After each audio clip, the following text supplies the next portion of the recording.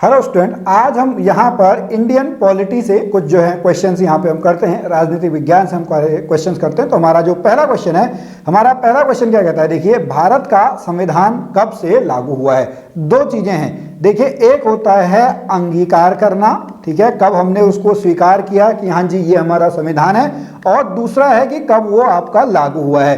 तो अगर हम अंगीकार की बात करें तो अंगीकार वाली डेट है 26 नवंबर 1949 को, और लागू कब से होता है, लागू होता है 26 जनवरी सन 1950 से। तो इसका जो ऑप्शन है, ऑप्शन नंबर सी जो है, ऑप्शन नंबर सी इसका सही उत्तर है। अगला क्वेश्चन, क्वेश्चन नंबर सेकंड, निम्नलिखित में से कौन से राष्ट्रपति हैं जो 2 बार लगातार 2 कार्यकाल तक राष्ट्रपति बने रहे। तो ऐसा सौभाग्य जो है वो हमारे पहले जो राष्ट्रपति हैं डॉक्टर राजेंद्र प्रसाद, यही ऐसे हमारे जो हैं जिनको 2 टेन्योर का आपका जो है वो लगातार मिला है। और इनके साथ जो आपके उस समय उपराष्ट्रपति रहे थे वो डॉक्टर एस राधाकृष्णन जो है वो रहे थे, लेकिन राष्ट्रपति आपके कौन है, doctor Rajendra Prasad. Question number third, Rajya Sabha में मनोनीत सदस्यों की अधिकतम संख्या कितनी हो सकती है। अब देखिए राज्यसभा में वैसे तो आपका टोटल कितने हो सकते हैं, मैक्सिमम वो हो सकते हैं आपके 250, बट अभी वर्तमान की अगर हम बात करें, वर्तमान में आपके कितने हैं 245। इस 245 को भी हम 2 भागों में डिवाइड करते हैं, एक तो 233 और 12, यानी जो 12 सदस्य हैं इनको हमारे राष्ट्रपति महोदय जो हैं वो राष्ट्रपति महोदय मनोनीत करते हैं। तो इसका सही उत्तर क्या है, इसका सही उत्तर है option number B. Question number 4 पे चलते हैं, भारत की संविधान सभा किसके अनुसार गठित की गई। ओके, भारत की जो संविधान सभा है जिसकी पहली बैठक आपकी सन 1946 में आपकी होती है, इसका जो आपका गठित है ये आपका किसके द्वारा की गई, ये की गई है आपका कैबिनेट मिशन के द्वारा। किसके द्वारा की गई है, cabinet mission, option number D. अगला क्वेश्चन, क्वेश्चन नंबर 5, संविधान सभा के अस्थायी अध्यक्ष, देखिए अस्थायी अध्यक्ष जो हैं वो आपके कौन बने हैं, सच्चिदानंद सिन्हा। जो स्थायी अध्यक्ष थे वो हमारे डॉक्टर राजेंद्र प्रसाद थे। जो समितियां यहाँ पे होती है, जैसे प्रारूप समिति के अध्यक्ष आपके कौन थे, ड्राफ्टिंग कमेटी के, वो बाबा साहब भीमराव अंबेडकर जी थे। ओके, क्वेश्चन नंबर 6, सुरक्षा परिषद में अस्थायी सदस्यों की संख्या, ये आपके कितने हैं, ये हैं आपके 10।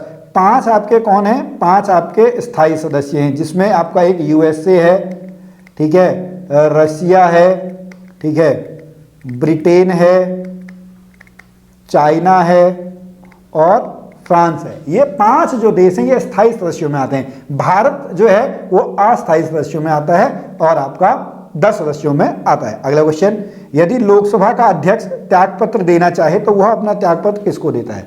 भाई जो लोकसभा का अध्यक्ष है ना वो उपाध्यक्ष को अपना जो है त्यागपत्र देता है। किसको देता है, उपाध्यक्ष को। और उपाध्यक्ष किसको देंगे, उपाध्यक्ष आपका अध्यक्ष को देंगे। अब यहीं पर मैं आपसे क्वेश्चन पूछूं भाई, जो राज्यसभा का अध्यक्ष होता है वो किसको देता है। देखिए बहुत अच्छा सा क्वेश्चन है, राज्यसभा का जो सभापति होता है वो किसको देता है, वो राष्ट्रपति को देता है। क्यों, क्योंकि ये जो अध्यक्ष होता है ये आपका उपराष्ट्रपति है। तो उपराष्ट्रपति किसको देते हैं, उपराष्ट्रपति आपका राष्ट्रपति को अपना रिजाइन देते हैं। क्वेश्चन नंबर 8, लोकसभा का चुनाव लड़ने के इच्छुक व्यक्ति की न्यूनतम आयु कितनी होनी चाहिए, 25 वर्ष। कितना होना चाहिए, 25 वर्ष होनी चाहिए। ओके, अगला क्वेश्चन, क्वेश्चन नंबर 9, भारत के संविधान में कितनी अनुसूचियां हैं। तो भारत के संविधान में आपकी 12 अनुसूचियां हैं। कितनी हैं, 12 अनुसूचियां। क्वेश्चन नंबर 10, भारतीय संविधान के मौलिक कर्तव्यों का विचार लिया गया है। भारत ने जो मौलिक कर्तव्य आपके हैं वो हमने रूस से लिए हैं, पूर्व सोवियत संघ से, 51A के आधार पर, ठीक है, अनुच्छेद मौलिक कर्तव्य। मूल अधिकार हमने कहां से लिए हैं, मूल अधिकार हमने यूएसए से लिए हैं, संयुक्त राज्य अमेरिका से। क्वेश्चन नंबर 11,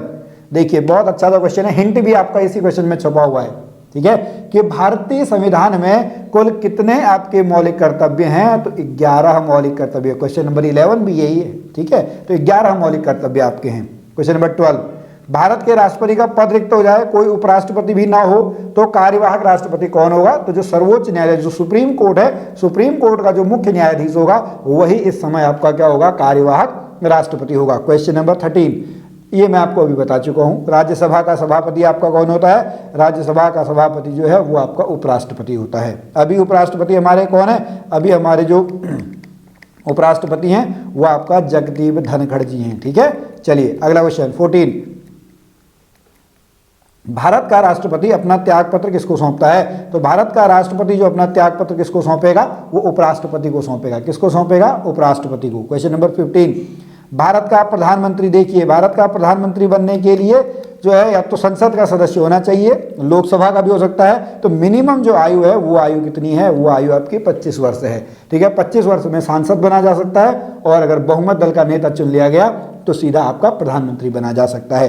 अगला क्वेश्चन, क्वेश्चन नंबर 16, राज्यपाल किसके प्रति उत्तरदायी होता है? तो राज्यपाल जो है वो राष्ट्रपति के प्रति उत्तरदायी होता है, क्योंकि राज्यपाल की नियुक्ति करता कौन है? राज्यपाल की नियुक्ति जो है वो राष्ट्रपति महोदय ही करते हैं, प्रधानमंत्री और मंत्रिपरिषद की सलाह पर। क्वेश्चन नंबर 17, भारतीय संविधान में प्रारंभ में पूछा हुआ है, तो शुरू में आपका कितने थे? शुरू में आपके 395 अनुच्छेद थे, कितने थे? 395 अनुच्छेद। क्वेश्चन नंबर 18, भारत में वित्तीय आपातकाल, देखिए तीन हम तरीके से आपका आपात बंद लगा सकते हैं, 352, 356, 360। ठीक है, ये आपका बाह्य आक्रमण के काल में ये राष्ट्रपति शासन आपका लगा दिया जाता है, और ये जो है ये आपका वित्तीय आपातकाल है। तो वित्तीय आपातकाल अभी तक नहीं लगा हुआ है, एक बार भी नहीं लगा हुआ है। ओके, क्वेश्चन नंबर 19, राज्यसभा के सदस्य का कार्यकाल कितना होता है? तो राज्यसभा के सदस्य का कार्यकाल जो है वो 6 वर्ष का होता है। कितने काल का होता है? 6 साल का आपका होता है। और लास्ट क्वेश्चन आज का है कि संविधान की व्याख्या करने का अंतिम अधिकार किसको है?